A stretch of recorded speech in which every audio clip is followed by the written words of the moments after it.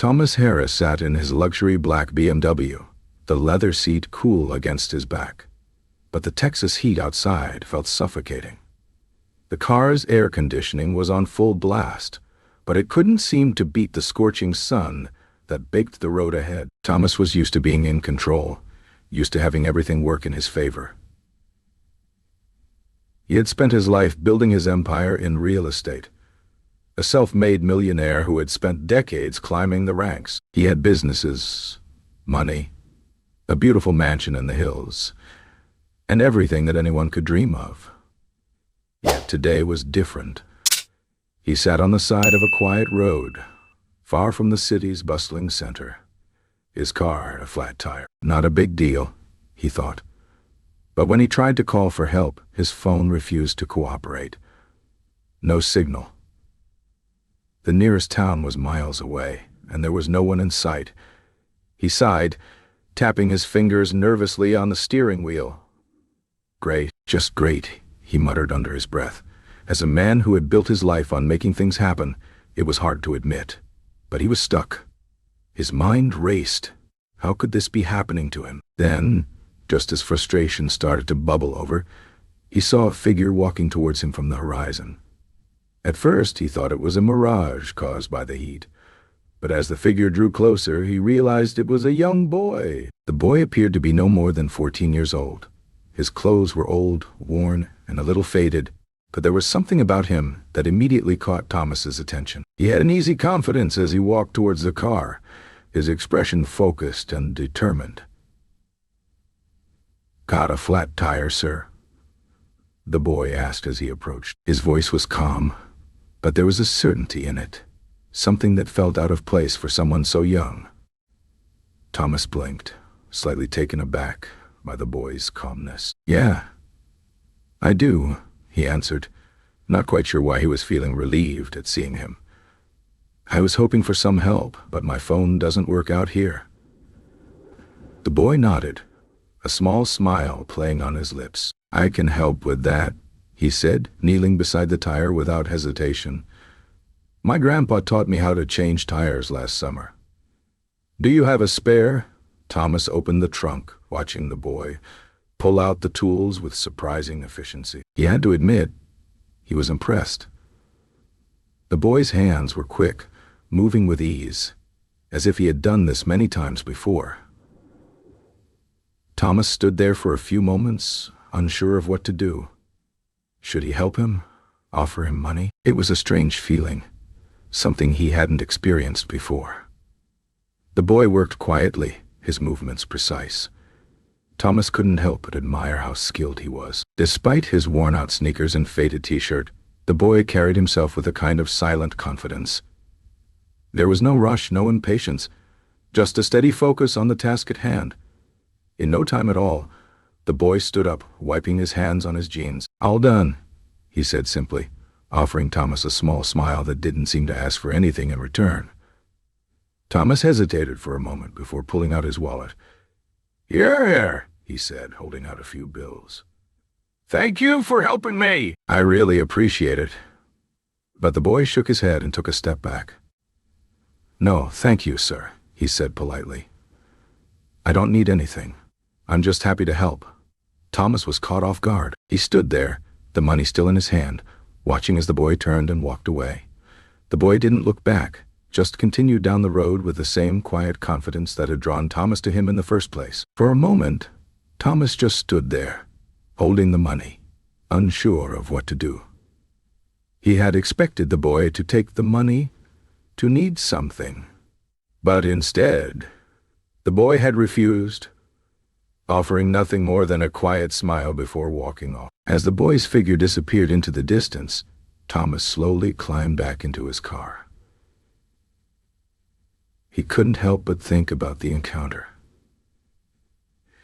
It wasn't just the help with the tire that had made him feel something.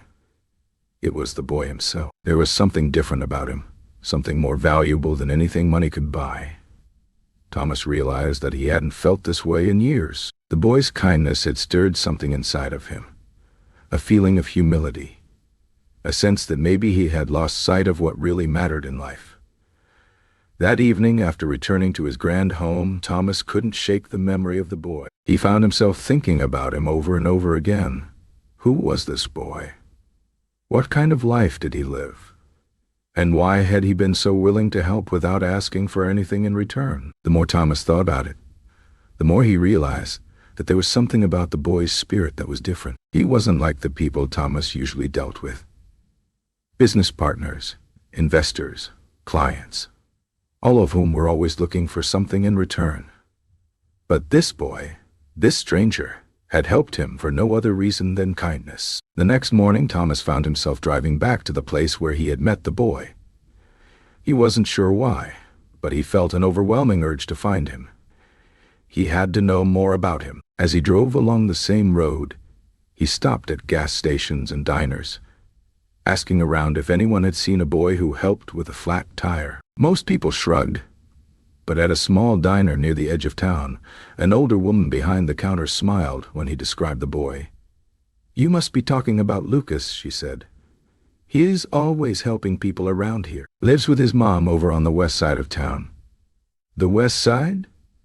Thomas repeated, writing down the information. "Thank you.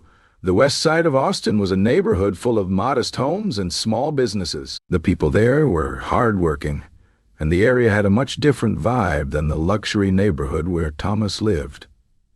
But that didn't stop him from driving there, his mind racing with questions. What kind of family raised a boy like Lucas? When Thomas arrived in the neighborhood, it was quiet. The streets were lined with older houses and small shops, all with a warm, worn-out charm.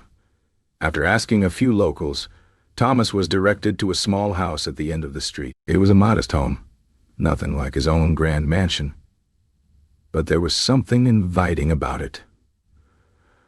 The porch sagged under the weight of age, and the paint on the walls was chipped, but it looked loved, taken care of. Thomas parked his car and hesitated for a moment before walking up to the door. He knocked gently, and after a moment, the door opened. A woman in her early 40s appeared. She looked tired, but there was a warmth in her eyes that immediately put Thomas at ease. "Can I help you?" she asked kindly. "Good morning," Thomas said, clearing his throat. "I'm sorry to bother you, but I believe I met your son, Lucas, yesterday. He helped me with a flat tire." Her face softened, a smile spreading across her face. "That sounds like my Lucas," she said, stepping aside to let him in. "He is always helping people. Come on in. He's out back." Thomas followed her through the small house. The furniture was old, but everything was clean and well cared for. Family pictures adorned the walls, and there were a few drawings from a much younger Lucas. The simplicity of the place struck Thomas. It was so different from his own cold, pristine mansion. But there was something here.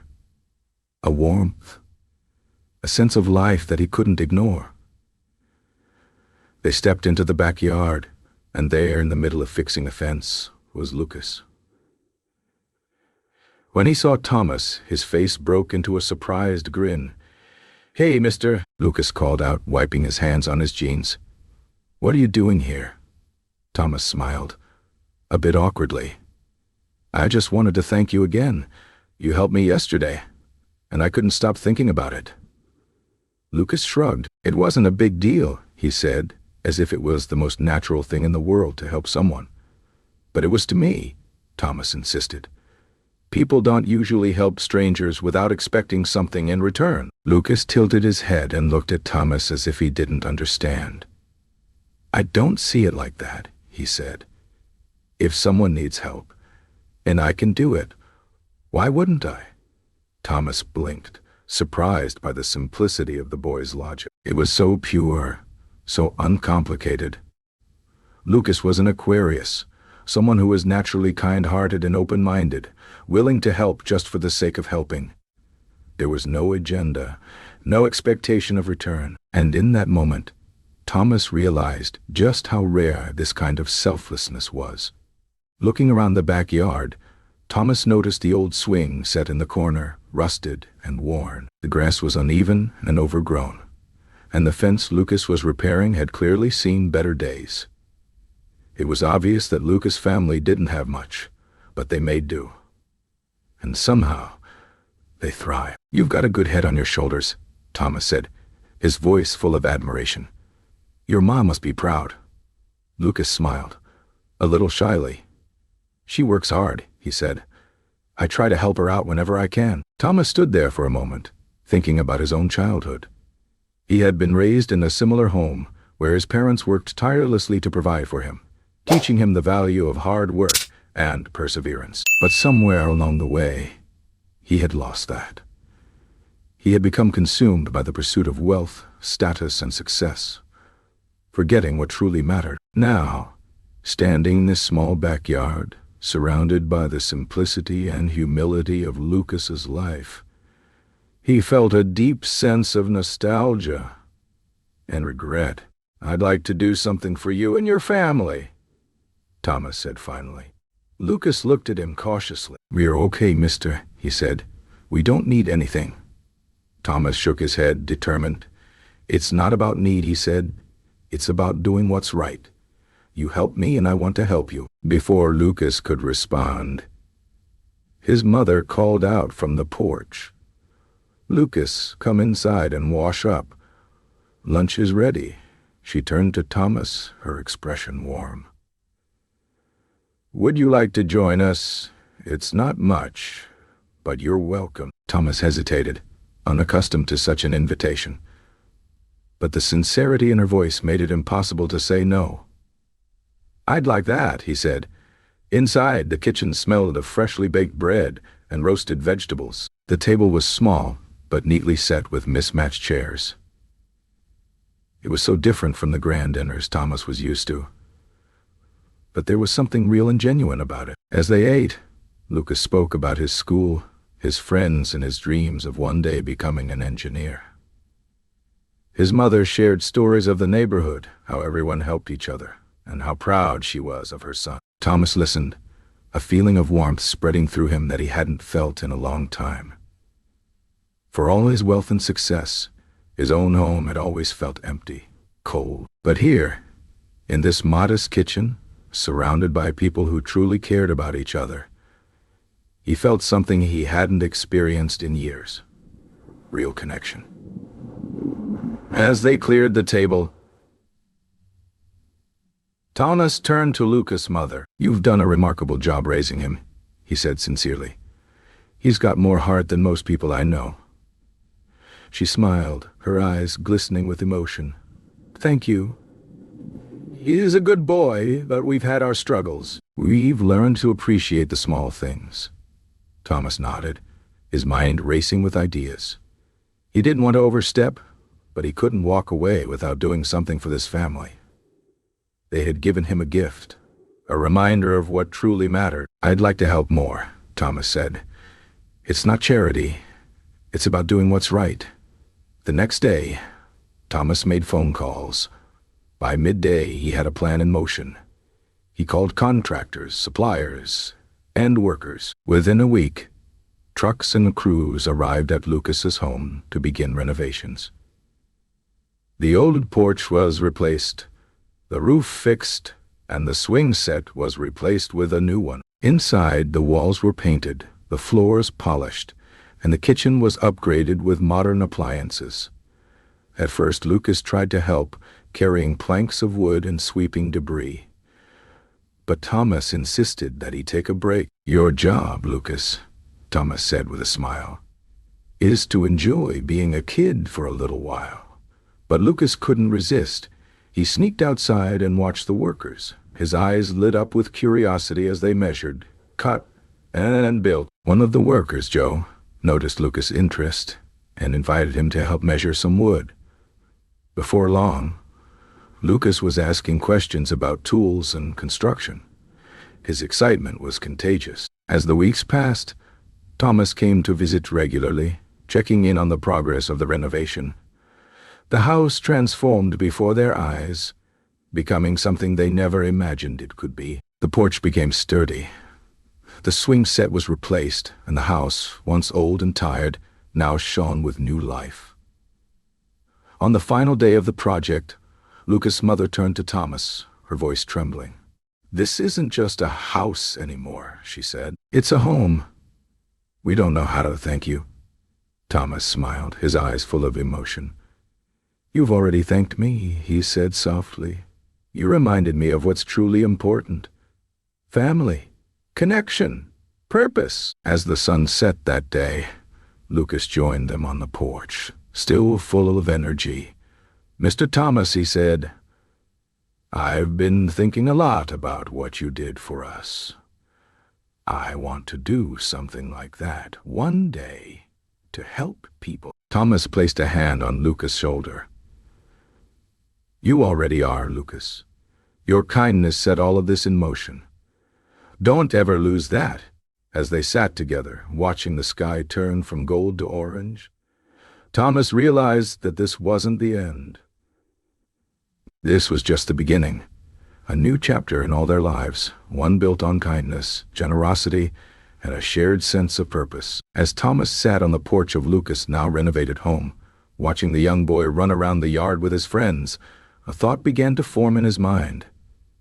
This was more than just a favor. It was a life-changing event. Not just for Lucas, but for him too. The kindness and humility Lucas showed him that day had ignited something deep within Thomas. The boy was an Aquarius, someone driven by deep empathy, independence, and an undeniable desire to help others. There was no selfish agenda, no need for recognition, just the pure joy of making a difference. Thomas had been in the world of business for so long that he had lost sight of what it meant to simply help people without expecting anything in return. But now, sitting here, in a house that had been transformed, not just with paint and repairs, but with a renewed sense of purpose, Thomas realized that the boy had done something he had never expected. Lucas had reminded him of the power of kindness. The warmth in his chest was undeniable as he watched Lucas laugh and play. His heart was full, but there was still an ache, a feeling that this was just the beginning of something much larger than the simple renovations of a home. The boy had helped him in a way no one ever had, without asking for anything. Lucas was more than just a kind person. He was a beacon of change. And in that moment, Thomas decided it was time for him to do something truly meaningful. Something that would echo the values Lucas had shown him. That night, Thomas lay in bed, his mind racing. What if they could take that selflessness and scale it? What if they could start something that would make a real, lasting difference? The idea began to form quickly in his mind. A foundation, a movement, a community of people who wanted to help those who had been left behind by society, the homeless, the elderly, children in need, and marginalized communities. They could make a difference together. A few months later, Thomas found himself at a meeting with some of the wealthiest and most influential people in Texas. There, at the conference table, Thomas spoke passionately about the idea that had taken root in his mind. He talked about the simple, yet profound kindness Lucas had shown him, and how it had ignited a fire inside him. It's time we stopped focusing on just making money and started making a difference, Thomas said, looking around the room.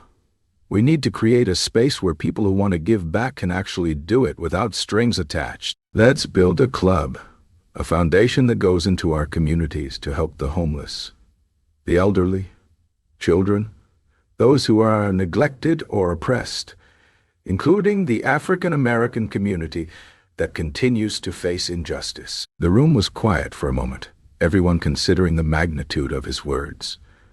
Then, a voice spoke up.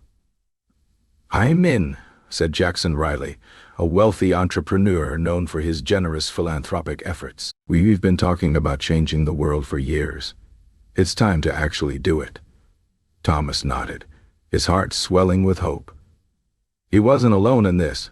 Others believed in the idea too. Over the next few months, they worked together to establish the Heart of Austin Foundation, a club that would focus on providing resources, shelter, education, and support to those who needed it the most. They were going to start small but dream big. Every member of the club would dedicate their time and resources to helping others without expecting anything in return.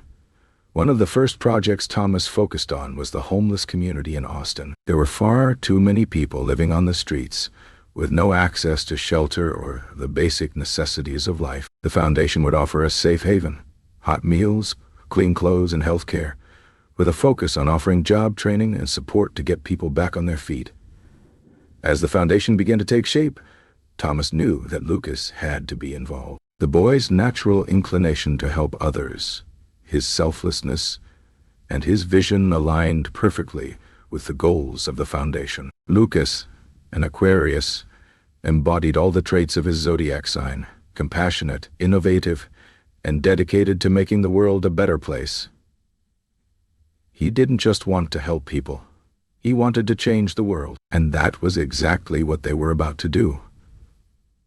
"Lucas, you're the heart of this," Thomas said to him one evening.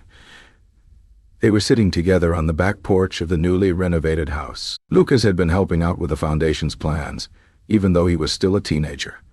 His ideas were innovative, practical, and full of a deep understanding of what real change looked like. "I just want to help," Lucas said simply, his hands clasped in his lap. He looked up at Thomas, a soft smile on his face. "If we can do something good for people, then it's all worth it," Thomas smiled back. "You've been teaching me that all along."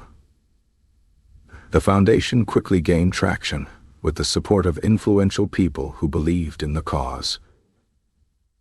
But it was Lucas's vision that inspired the most profound changes. He suggested programs to help children in poverty, education initiatives for young people, and even efforts to provide medical care to elderly people who couldn't afford it. It wasn't just about giving away money or resources. It was about creating opportunities for people to stand on their own 2 feet and empowering them to take control of their futures. Lucas, with his Aquarius nature, wanted to solve problems at their core, not just treat symptoms. And that was exactly what they did. One of the first projects Lucas spearheaded was a community center dedicated to supporting African American families facing racial discrimination. It was a cause that had always weighed heavily on Lucas' heart. He had seen too many people suffer due to the color of their skin, and he couldn't stand idly by. The center would provide a safe place for young black men and women with educational programs, career advice, and mentorship. It was a place where they could feel valued, respected, and empowered. The Heart of Austin Foundation started seeing results quickly. They had helped thousands of homeless individuals find shelter and jobs, offered meals to those in need, and provided support to children who needed guidance. But the most rewarding part was seeing the lives they touched. People began to realize that someone cared, and they started to believe that things could change for the better. One of the most moving success stories came from a homeless woman named Anita. She had been living on the streets for years, battling addiction and facing the hardships of life without any support. When she arrived at one of the foundation's shelters, she was broken. But the foundation didn't just give her a bed, they gave her hope. They helped her with rehab, found her a job, and even offered her an apartment. Over time, Anita regained her strength, her dignity, and her confidence. She went on to become one of the foundation's most passionate advocates, speaking at events and helping others who were in the same situation she had once been in. The impact was clear. People weren't just being given food and shelter. They were being given a chance at life. And as the foundation's work expanded, Lucas continued to serve as the driving force behind its many initiatives. His dedication, his passion, and his quiet wisdom had transformed not only Thomas's life, but the lives of countless others. Thomas could see now that the world was changing, not because of his wealth, but because of the people he had met along the way. And it had all started with one small act of kindness. Years passed, and the Heart of Austin Foundation grew into one of the most successful organizations of its kind. Lucas, now an adult, had taken on a leadership role, helping to steer the organization with the same compassion and vision that had made it so successful. The foundation had become a global model for how communities could come together to support those who needed it most, regardless of their background, race, or circumstances. Lucas' Aquarian qualities, his open-mindedness, his commitment to equality, and his desire for a better world had shaped the foundation's policies, making sure that everyone, no matter where they came from, could get the help they needed. And as the foundation grew, so did Lucas's influence. His message of unity, equality, and kindness spread across borders, inspiring others to create similar organizations in their own communities. Looking back on everything they had accomplished, Thomas couldn't help but feel an overwhelming sense of gratitude. He had found his purpose through Lucas's kindness, and now they were changing the world together. The foundation wasn't just a charity, it was a movement. And it all started with a young boy, an Aquarius, who simply wanted to help.